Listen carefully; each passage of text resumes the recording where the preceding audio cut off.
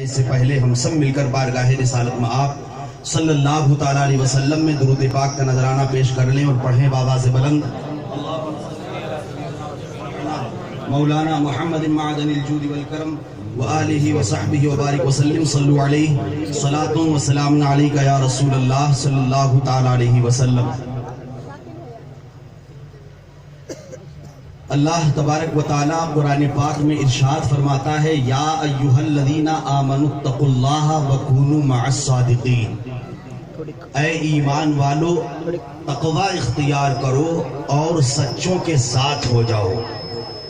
اللہ تبارک و تعالیٰ نے اس میں ایمان والوں سے خطاب فرمایا کہ تقوی اختیار کرو اور سچوں کے ساتھ ہو جاؤ۔ اللہ تبارک و تعالیٰ نے اس میں ایمان والا بھی فرما دیا، اس کے بعد صاحب تقوی ہونے کا حکم بھی دیا اور پھر کہا سچوں کے ساتھ ہو جاؤ۔ دیکھو ایمان بڑی عظیم دولت ہے۔ ایمان سے انسان دونوں جہان کی کامیابیوں کو حاصل کر لیتا ہے۔ ایمان انسان کو دونوں جہان کی ترقیوں سے ہمکنار کر دیتا ہے۔ جب ایمان جیسی طاقت، ایمان جیسی دولت اس کے پاس آ گئی تو اللہ تبارک و تعالیٰ نے فرمایا کہ تقوی اختیار کرو، اور جب وہ صاحب تقوی ہو گیا تو پھر اسے حکم دیا جا رہا ہے کہ سچوں کے ساتھ ہو جاؤ۔ اے میرے مولا، جب اسے ایمان والا بنا دیا، جب وہ ایمان والا ہو گیا اور صاحب تقوی بھی ہے، تو صاحب تقوی ہونے کی وجہ سے وہ تو خود متقی ہے، اس کی راتیں تو خود مصلی پر گزر رہی ہیں، وہ تو خود صاحب عبادت ہے، وہ تو خود گناہوں سے بچ رہا ہے، شب بیداری تو وہ خود کر رہا ہے، تسبیح تو وہ خود پڑھ رہا ہے، مولا تیری عبادت تو وہ خود کر رہا ہے، وہ خود عبادت گزار ہے، پھر اس سے کیوں کہا جا رہا ہے اے ایمان والے، اے عبادت کرنے والے، اے تقوی کو اختیار کرنے والے، کسی سچے کا دامن پکڑ لے، کونوا مع الصادقین، سچوں کے ساتھ ہو جا، اللہ کے ولیوں کے ساتھ ہو جا۔ ارے جب وہ خود صاحب تقوی ہے تو اسے آخر کیوں حکم دیا جا رہا ہے کہ سچے کے ساتھ ہو جا اور اپنے آپ کو کسی کے دامن سے وابستہ کر لے؟ سبحان اللہ، سبحان اللہ۔ حضرات، اس کی وجہ یہ ہے کہ بہت سے ایمان والے، عمل کرنے والے، صاحب تقوی، بہت سی مرتبہ ایسا دیکھا گیا کہ منزل مقصود تک پہنچتے پہنچتے، منزل مقصود کے قریب ایمان کے لٹیرے شیطان نے آ کر ان پر ڈاکہ ڈالا اور ان کی عبادتیں بھی برباد ہوئیں اور بسا اوقات وہ ایمان تک لے گئے۔ اس لیے کہا گیا اے ایمان والو، اے اللہ سے ڈرنے والو، سچوں کے ساتھ ہو جاؤ۔ اس لیے کہ بہت سی مرتبہ دیکھا گیا کہ ایمان والے، تقوی اختیار کرنے والے، لیکن ان پر اگر کسی صاحب نظر کی نظر نہ رہی، اگر کسی اللہ والے سے کسی خدا رسیدہ کا دامن ان کے ہاتھ میں نہ رہا، اگر ان کی نسبت اس کے ہاتھ میں نہ رہی، تو پھر شیطان نے اللہ سے یہ وعدہ کر رکھا ہے اے میرے معبود، اے پروردگار، مجھے تو یہ مہلت دے کہ میں صراط مستقیم پر بیٹھوں گا اور میں تیرے بندوں کو گمراہ کروں گا۔ یاد رکھو، شیطان کسی اور راستے پر نہیں بیٹھتا، بلکہ شیطان صراط مستقیم پر بیٹھتا ہے، اور جب کوئی بندہ عبادت کرنا چاہتا ہے، شیطان کی پہلی کوشش یہ ہوتی ہے کہ یہ عبادت نہ کرنے پائے، اور جب بندہ عبادت کر لیتا ہے تو شیطان چاہتا یہ ہے کہ یہ اپنی عبادتوں کو بچا لے نہ پائے۔ پروردگار نے فرمایا اے عبادت کرنے والے، اے ایمان بچانے والے، اپنے آپ کو کسی اللہ کے سچے بندے سے وابستہ کر لو، تمہارا ایمان بھی بچ جائے گا، تمہاری عبادتیں بھی بچ جائے گی۔ اسی لیے آپ سے کہا جاتا ہے کہ حضور غوث اعظم کا دامن تھام لیجئے۔ حضور غوث اعظم کی نسبت وہ نسبت ہے، میرے امام کہتے ہیں دل پہ کندہ ہو تیرا نام کہ وہ دشت رجیم، دل پہ کندہ ہو تیرا نام کہ وہ دشت رجیم، الٹے ہی پاؤں پھرے دیکھ کے تغرا تیرا، الٹے ہی پاؤں پھرے دیکھ کے تغرا تیرا، اس لیے غوث اعظم کے دامن سے وابستہ ہو جاؤ۔ ارے تم جہاں رہو گے، سکرات کی حالت میں رہو گے، موت کی حالت میں رہو گے، قبر میں رہو گے، دنیا میں رہو گے، جہاں کہیں رہو گے، اگر غوث کی مدد تم چاہو گے، غوث کو پکارو گے، اگر مشرق میں ہو میرا غوث مغرب میں رہے گا، میرے غوث کی مدد تمہاری مدد کرنے کے لیے پہنچ جائے گی۔ بے شک سبحان اللہ۔ حضرات یہاں کوئی کہہ سکتا ہے کہ غوث اعظم کی مدد کہاں سے پہنچ جائے گی؟ کیا ہمیں غوث اعظم کو ایڈریس لکھ کے بھیجنا ہے کہ ہم ناگور میں، جاجولائی میں، فلاں گلی کے اندر رکھتے ہیں، آ جائیے مدد کرنے کے لیے؟ آخر انہیں ہماری خبر کیسے ہوگی؟ تو نادانوں سوچو، قرآن پڑھو، قرآن سے معلوم کرو اللہ کے ولیوں کو اللہ نے وہ طاقت عطا کی ہے کہ انہیں کسی ایڈریس کی ضرورت نہیں ہے۔ بڑے اختصار کے ساتھ میں آپ کے سامنے رکھنا چاہتا ہوں کہ تخت بلقیس کو جب حضرت سلیمان علیہ السلام نے فرمایا یا ایھا الملأ ایکم یاتینی بعرشها قبل ان یاتونی من المسلمین، تم میں سے کون ہے اس سے پہلے کہ وہ اطاعت گزار ہو کر میری بارگاہ میں آ جائے، اس کا تخت کون لا سکتا ہے؟ بے شک۔ قال عفریت من الجن انا آتیک به قبل ان تقوم من مقامک، ایک شرکت جنات کھڑا ہوا اور کھڑا ہو کر کہتا ہے کہ اس سے پہلے کہ یہ مجلس یہاں سے ختم ہو میں لے آؤں گا۔ مجلس صبح سے لے کر دوپہر تک، چاشت کے وقت سے لے کر دوپہر تک، نصف النہار تک رہا کرتی تھی۔ اتنا کم وقت اس نے مانگا، آپ نے کہا نہیں اس سے پہلے مجھے چاہیے، کون لا سکتا ہے؟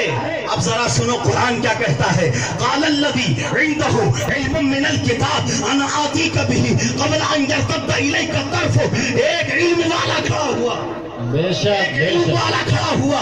حضرت سلیمان علیہ السلام کے وزیر حضرت آصف ابن برقیہ کھڑے ہوتے ہیں اور عرض کرتے ہیں کہ میں وہ تخت لا سکتا ہوں اور فلک جھپکنے سے پہلے لا سکتا ہوں۔ 80 گز لمبا وہ تخت، 40 گز چوڑا وہ تخت، ہیرے اور جواہرات سے جڑا ہوا وہ تخت، اتنا فضلی۔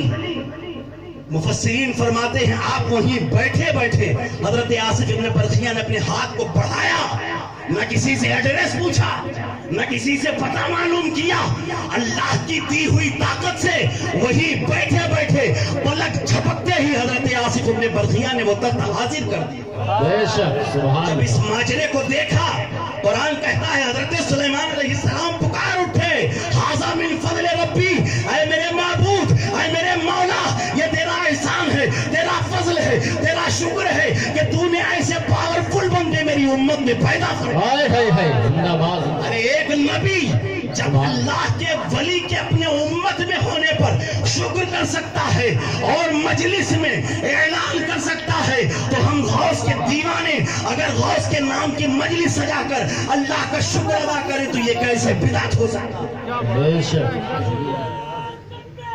اللہ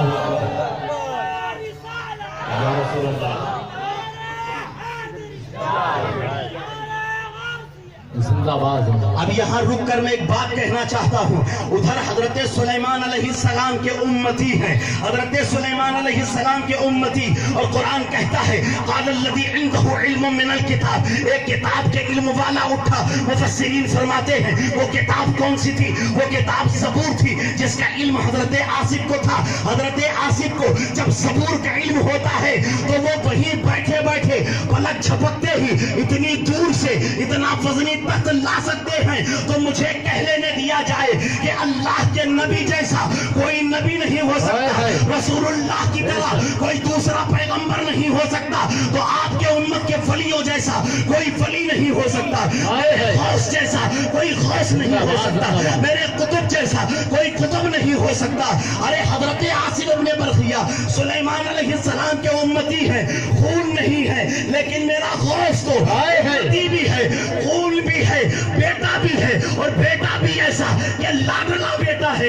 امام فرماتے ہیں تیری سرکار میں لاتا ہے اس کو شفیع، تیری سرکار میں لاتا ہے رضا اس کو شفیع، جو میرا غوث ہے اور لاڈلا بیٹا ہے۔ نعرہ تکبیر، نعرہ رسالت، علماء اہل سنت، نعرہ تکبیر، نعرہ رسالت، سبحان اللہ۔ اچھا ذرا دیکھیں، زبور کا علم لے کر جب حضرت آصف ابن برقیہ نے اپنے پاور کو دکھایا دنیا کو، تو اتنی دور سے پلک جھپکتے ہی تخت کو لا کے حاضر کر دیا۔ اے غوث الورا کانفرنس میں آنے والے سنی مسلمانوں، غوث و خواجہ کے دیوانوں، ذرا دل پہ ہاتھ رکھ کے سننا کہ جب زبور کا علم رکھنے والے کا یہ پاور ہو سکتا ہے تو وہ قرآن جس میں زبور کا علم بھی ہے، جس میں توریت کا علم بھی ہے، جس میں انجیل کا علم بھی ہے، تمام علوم کو مولا نے قرآن میں رکھا اور قرآن کے علم کو غوث اعظم کے سینے میں رکھا۔ سبحان اللہ سبحان اور اللہ۔ کتنا علم رکھا، کتنا علم رکھا ہے، ذرا اس کو میں بیان کر دینا چاہتا ہوں۔ علامہ ملا علی قاری نے بھی اس کو بیان کیا ہے کہ حضور غوث اعظم رضی اللہ تعالیٰ عنہ کے زمانے میں ایک محدث تھے، مفسر تھے، ابن الجوزی۔ بڑی تنقید کی عادت تھی ان کی اور تنقیدانہ ذہن تھا ان کا۔ امام بخاری پر بھی تنقید کرتے ہوئے انہوں نے ایک پوری کتاب لکھی، پوری کتاب تنقید کرتے ہوئے امام بخاری پر بھی انہوں نے تحریر کی ہے۔ یہی ابن الجوزی ہیں، لیکن ان کے ایک دوست تھے حضرت شیخ ابو العباس، جو حضور غوث اعظم کے مرید بھی تھے اور آپ کے خلیفہ بھی تھے۔ ایک دن کہا، اے ابن الجوزی، تم میرے پیر پر بڑی تنقید کرتے ہو، کیا تم میرے پیر کے پاس کبھی گئے ہو، کبھی میرے پیر کی مجلس میں گئے ہو؟ کہا نہیں نہیں، میں صوفیہ کی مجلس میں نہیں جاتا، میں وہاں نہیں جاتا، وہاں تو یہ ہوتا ہے، وہاں وہ ہوتا ہے، وہاں ایسی باتیں ہوتی ہیں۔ حضرت شیخ ابو العباس نے کہا کہ دیکھو، تم میرے ساتھ میرے پیر کی مجلس میں چلو، اس کے بعد اگر تم کہو گے جو تمہارے سمجھ میں آئے گا، اگر کوئی غلط تمہیں نظر آئے تو پھر بات تمہاری ہی مانی جائے گی۔ اتنا کہہ کر ابن الجوزی کو حضرت شیخ ابو العباس لے کر بارگاہ غوثیت میں پہنچ جاتے ہیں۔ وقت کا مفسر بارگاہ غوثیت میں بیٹھا ہوا ہے، مجلس لگی ہوئی ہے، ہزاروں ہزار کا مجمع موجود ہے۔ حضرت غوث اعظم نے قاری سے فرمایا، اے قاری آیت پڑھو۔ ادھر حضرت ابن الجوزی بھی آ گئے ہیں، آپ حضور غوث اعظم کے مرید بھی آ گئے ہیں۔ کہیں دور دراز ایک جگہ مل گئی ہے، وہاں بیٹھ کر غوث اعظم کو سماعت کیا جا رہا ہے۔ حضور غوث اعظم نے ارشاد فرمایا، قاری کو کہا جائے قاری ایک آیت پڑھے۔ قاری نے ایک آیت قرآن پاک کی تلاوت فرمائی، آپ نے اس آیت کی ایک تفسیر بیان کی۔ ابن الجوزی کے ساتھ جو حضور غوث اعظم کے مرید بیٹھے ہوئے تھے، انہوں نے ابن الجوزی کو دیکھتے ہوئے کہا، اے ابن الجوزی، کیا تم یہ تفسیر جانتے ہو؟ ان کا سینہ ذرا اونچا ہوا، کہا ہاں ہاں میں یہ تفسیر جانتا ہوں۔ حضور غوث اعظم نے دوسری تفسیر بیان کی، انہوں نے کہا ہاں میں یہ بھی تفسیر جانتا ہوں۔ تیسری بیان کی، انہوں نے پوچھا کیا یہ جانتے ہو؟ کہا ہاں جانتا ہوں۔ چوتھی تفسیر بیان کی۔ اس طرح میرے غوث نے 10 تفسیر بیان کی۔ ابن الجوزی سے وہ پوچھتے رہے کیا یہ جانتے ہو؟ کہا ہاں جانتا ہوں۔ اب میرے غوث اعظم نے 11ویں بیان کی، کہا جانتے ہو؟ اب شرم سے سر جھکا ہوا ہے، کہا یہ جانتے ہو؟ نہیں جانتے۔ 12ویں نہیں جانتے، 13ویں نہیں جانتے، 20ویں نہیں جانتے۔ میرے غوث نے ایک آیت کی 40 تفسیر بیان کی اور ابن الجوزی اپنے دل میں سوچ رہے ہیں، ارے میں تو انہیں حق ہو کرنے والا کوئی بابا سمجھتا تھا، لیکن یہ جہاں یہ ولایت کی منزلوں کو طے کرنے والے غوث ہیں، وہی علم و علوم کے بھی شاہکار نظر آتے ہیں۔ سبحان اللہ سبحان اللہ، زندہ باد زندہ باد۔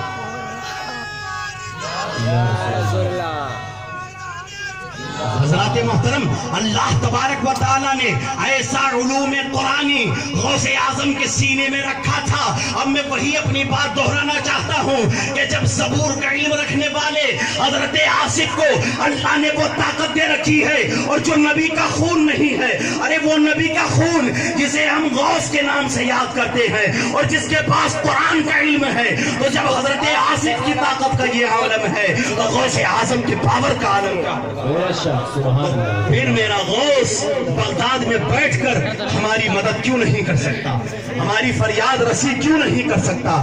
ارے میرا غوث جہاں بھی ہو، آپ تو پکار کے دیکھو، حضور غوث اعظم کی تائید آپ تک پہنچ جائے۔ لیکن پکارنا بھی ذرا دل سے ہو، نعرہ صرف زبانی نہ ہو، بلکہ آپ ان کی تعلیمات پر عمل کر کے، ان کی تعلیمات کو اپنی زندگی میں جگہ دے کر، اپنے آپ کو غوث اعظم کے غلام کا نمونہ بنا کر اس کے بعد غوث کو یاد کیجئے، پھر دیکھیے میرا غوث کیسے فریاد کو پہنچتا ہے۔ اور غوث اعظم کا مشن کیا ہے؟ غوث اعظم کی تعلیمات کیا ہے؟ علم کو عام کیا جائے، فہم کو عام کیا جائے، رسول اللہ کے دین کی خدمت کی جائے۔ ارے میرے میرے غوث جو مادرزاد ولی تھے، پھر اتنی مشقتوں کے بعد تعلیم حاصل کرنے کی کیا ضرورت تھی؟ میرے غوث صرف قادریوں کو، سنیوں کو، آنے والے قیامت تک کے مسلمانوں کو یہ پیغام دینا چاہتے تھے، اے مسلمانوں، جس اسلام کا دامن تم نے تھاما ہے وہ اسلام ایسا مذہب ہے کہ جس کے ساتھ علم لازم ہے، اسلام ملزوم ہے۔ جہاں اسلام رہے گا وہاں علم رہے گا، جہاں نورانیت علم ہوگی وہاں اسلام ضرور پایا جائے گا۔ میں آخری بات کہہ کر اپنی بات کو ختم کر دینا چاہتا ہوں۔ اسلام کے لیے علم لازم ہے، اور جہاں نورانیت علم ہو وہاں اسلام لازم ہے۔ اسی لیے آپ دیکھ لیں، تاریخ کا مطالعہ کر کے دیکھیں کہ اسلام سے پہلے کا جو دور ہے اس کو دور جاہلیت کہا جاتا ہے، دور جہالت کہا جاتا ہے، لیکن جو بعد کا دور ہے اسے دور اسلام کہا جاتا ہے۔ آپ دیکھیں یہ تقسیم کیوں عمل میں آئی؟ اگر پہلے کو دور جہالت کہا جاتا ہے تو بعد والے کو دور علم کہنا چاہیے، بعد والے کو دور علم کہنا چاہیے۔ اگر بعد والا دور اسلام ہے تو پہلے والا دور کفر ہونا چاہیے، لیکن نہ وہاں دور کفر ہے نہ یہاں دور علم ہے، بلکہ پہلے دور جہالت ہے پھر دور اسلام ہے۔ یہ بتانے کے لیے اے لوگوں سن لو، جہاں اسلام ہوگا وہاں جہالت نہیں ہو سکتی، اور جہاں جہالت ہوگی وہاں اسلام پنپ نہیں پائے گا۔ اس لیے آپ دیکھیں جو سب سے بڑا کافر ہے اسے ابو الکفر نہیں کہا جاتا، جو سب سے بڑا کافر ہے اسے ابو الکفر نہیں کہا جاتا ہے بلکہ ابو جہل کہا جاتا ہے۔ جتنا بڑا جاہل ہے اتنا بڑا کافر ہے۔ اس لیے آج دیکھو تو صحیح، اسلام کے ماننے والوں کو تعلیم کی فضیلت بتانی پڑتی ہے، اسلام کے ماننے والوں کو تعلیم سیکھنے سکھانے کے لیے کہا جاتا ہے ارے یہ اسلام کے دم قدم سے ترقیاں ہیں، ورنہ یہ لوگ کیا ترقی کرنے والے تھے، یہ کیا تحقیق کرنے والے تھے؟ ارے یہ دریاؤں میں جا کر لولو مرجان لاتے، یہ تو دریا کو دیکھ کر تڑپ جاتے، نہ جانے کون سا بھوت اس میں ہے، نہ جانے کون سا پلیت اس میں ہے، نہ جانے کون سی ڈائن اس میں ہے۔ یہ پہاڑوں پہ جا کے تحقیق کرنے والے تھے، پہاڑوں کی سربلندیوں کی تو یہ پوجا کیا کرتے تھے، یہ دریا کی لہروں میں جا کر کیا تحقیق کرتے، یہ تو اس کی عبادت کرنے والے تھے۔ ارے یہ سورج کی کرنوں کو کیا مسخر کرنے والے تھے، یہ تو سورج کی عبادت کرنے والے تھے۔ یہ مریخ پر کیا کمندے ڈالتے، یہ چاند پر کیا اپنے قدم رنجا کرتے، یہ تو ان کی عبادت کرنے والے تھے۔ ارے یہ تو اسلام ہے، اسلام کی کرم نوازیاں ہیں جس نے دنیا میں آ کر یہ بتا دیا اے لوگوں یہ کائنات کا ذرہ ذرہ انسانیت کا غلام ہے، انسان کا غلام ہے، انسان شاہکار بن کے آیا ہے، غلام بن کے نہیں آیا ہے۔ ساری دنیا کی چیزیں انسان کے لیے ہے، انسان کی پیشانی معبود برحق کے لیے۔ حضرات محترم، تو ہمیں علم کے میدان میں پیچھے نہیں رہنا ہے، ہمیں تعلیم حاصل کرنی ہے، اور جس کے لیے بہترین پلیٹ فارم آپ کا یہ جامعہ فیضان اشفاق ہے۔ عصری تعلیم ہو، دینی تعلیم ہو، جس تعلیم میں بھی آپ آگے بڑھنا چاہتے ہیں، آپ کے لیے جامعہ فیضان اشفاق تنہا ادارہ ہے کہ آپ یہاں آئیے، جس طرح کی پیاس رکھتے ہیں یہ جامعہ آپ کی پیاس کو بجھانے کے لیے تیار ہے۔ میں زیادہ تبصرہ نہیں کرنا چاہوں گا، لیکن یہاں کے فارغین، مبلغین اور یہاں کے خدمت کرنے والے نہ صرف پڑھنے کے لیے، یہاں کے فارغین نہ صرف پڑھنے کے لیے ہندوستان پار کر رہے ہیں، نہ جانے کتنے اس خاک دانے کھیتی سے پیدا ہونے والے سپوت ایسے ہیں جنہوں نے تبلیغ کے لیے، اسلام کی خدمت کے لیے ہندوستان کو پار کر کے جامعہ فیضان اشفاق کے جھنڈے کو امریکہ جیسے ملکوں میں پھیلا دیا ہے۔ سبحان اللہ۔ حضرات محترم، ویسے یہ جامعہ کسی کے لیے بھی محتاج تعارف نہیں اور بہت کچھ تعارف ہو چکا ہے۔ اللہ تبارک و تعالیٰ کی بارگاہ میں دعا ہے کہ مولا تعالیٰ ہمارے سربراہ اعلیٰ کی یہ تمام خدمات کو قبول فرمائے اور ان کی خدمتوں کو دن دگنی رات چوگنی ترقی عطا فرمائے۔ استغفر اللہ ربی من کل ذنب واتوب الیہ۔ السلام علیکم۔